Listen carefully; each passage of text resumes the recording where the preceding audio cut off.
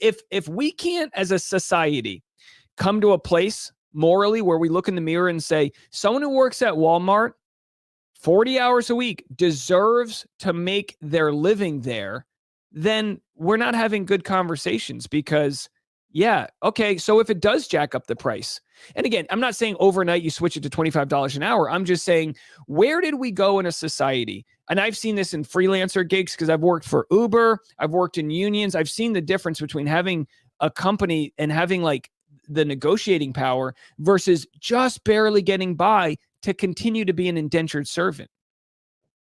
I would prefer to see people rising above jobs. I would prefer to see people at Walmart not making their entire career out of a minimum wage job. I would prefer to see them working their way up the ladder.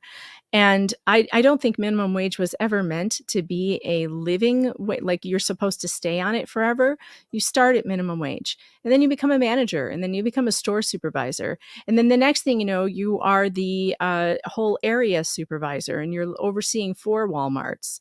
I think that How it's does a everybody get strange thing. how does everybody get to those jobs? Because Well, I know people that generally, have it's young people starting their first job who are working minimum wage. If you're 40 and you're still working a minimum wage job, I say you haven't tried very hard because there are more things that you should have been working on a career. Now, do we need more job training and instead of sending kids to college, which it's for a lot of kids is totally pointless, should we be pushing them towards trade schools so that they can have actual careers? Yeah, absolutely. By the way, HVAC, I know a guy who started out in HVAC, made his own business. He was making over 400,000 a year in his first 2 years.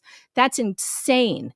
But that's what you're talking about when you're talking about trades versus, liberal arts degrees, which give you absolutely nothing. And we're paying hundreds of thousands of dollars to these universities to teach our kids basically Marxism. Then they get out and they can't get a job. So you look, well, trade schools unemployment's is where having it's at. And I don't think you should ever be a full grown adult living on minimum wage because you should have built more skills by then. And that's part of my individualism where it's like, you need to have some personal responsibility about moving up in the world, about getting better at your skill and finding something you can do and then advancing.